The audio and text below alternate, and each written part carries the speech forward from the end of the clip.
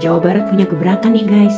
Gubernurnya mewajibkan vasektomi bagi pria miskin agar bisa menerima bansos. Tahu kalian apa itu vasektomi?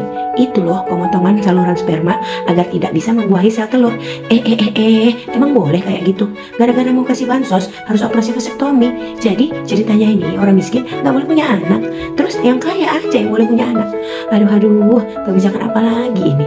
Semua aturan sekarang dibuat oleh pemikiran manusia sehingga jadi aneh-aneh kebijakannya.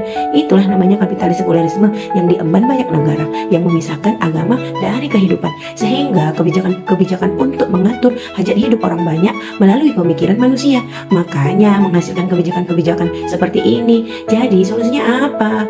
Pastilah solusinya Islam, karena Islam itu mabda atau ideologi yang mengatur urusan manusia mulai dari bangun tidur sampai bangun negara. Salah satunya masalah vasektomi itu dilarang oleh agama. Itu adalah takdir dari Allah untuk memperbanyak keturunan umat Islam. Kok malah dipotong? Iki biya toh, para ulama aja mengharamkan kebiri karena sesuai dengan hadis Rasulullah bahwa Ibnu Mas'ud radhiyallahu an yang mengatakan, dahulu kami pernah berperang bersama Nabi Shallallahu alaihi wasallam sedang kami tidak bersama istri-istri. Lalu kami bertanya kepada Nabi Shallallahu alaihi wasallam, bolehkah kami melakukan pengibirian? Maka Nabi Shallallahu alaihi wasallam melarangnya. Hadis riwayat Bukhari, Muslim, Ahmad dan Ibnu Hibban. Islam melalui sistem kekhalifahan menawarkan solusi yang lebih manusiawi dan berkeadilan dalam mengentaskan kemiskinan tanpa mengorbankan martabat individu, yaitu melalui zakat. Setiap muslim diwajibkan memberikan sebagian hartanya untuk membantu yang membutuhkan. Yang kedua, wakaf dan sedekah, bantuan jangka panjang untuk memenuhi kebutuhan dasar orang miskin. Yang ketiga, pendidikan gratis, yaitu akses pendidikan untuk semua tanpa memandang status sosial atau ekonomi. Yang keempat, baitul mal,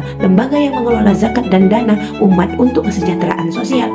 Yang kelima, kesehatan merata, pemerintah menyediakan layanan kesehatan yang terjangkau atau gratis untuk semua rakyat. Yang keenam, ekonomi adil, kebijakan untuk menciptakan lapangan kerja dan memberdayakan rakyat kecil. Dan yang pastinya, semua sumber daya alam yang ada di Indonesia ini harus dikelola negara dan diperuntukkan untuk hajat hidup orang banyak, bukan malah untuk segelintir orang saja, yaitu korporatokrasi. Itu loh para pengusaha yang memiliki modal besar yang menguasai kekayaan alam kita di Indonesia ini. Seperti yang dikatakan oleh Rasulullah SAW yang berbunyi, kaum muslim berserikat dalam 3 perkara, yaitu padang rumput, air dan api. Hadis riwayat Abu Daud dan Ahmad. Ketiganya tidak boleh dimiliki individu. Semua kekayaan alam itu dikelola oleh negara dan diperuntukkan sepenuhnya untuk kesejahteraan rakyat, baik itu muslim maupun kafir zimmi. Sejarah menunjukkan bahwa di masa kekhalifahan Islam seperti pada masa Abbasiyah di Baghdad, kebijakan zakat, wakaf dan pendidikan gratis mampu mengurangi ketimpangan sosial dan memberi akses kepada orang miskin untuk memperbaiki nasibnya. Ini menunjukkan bahwa sistem Islam dapat efektif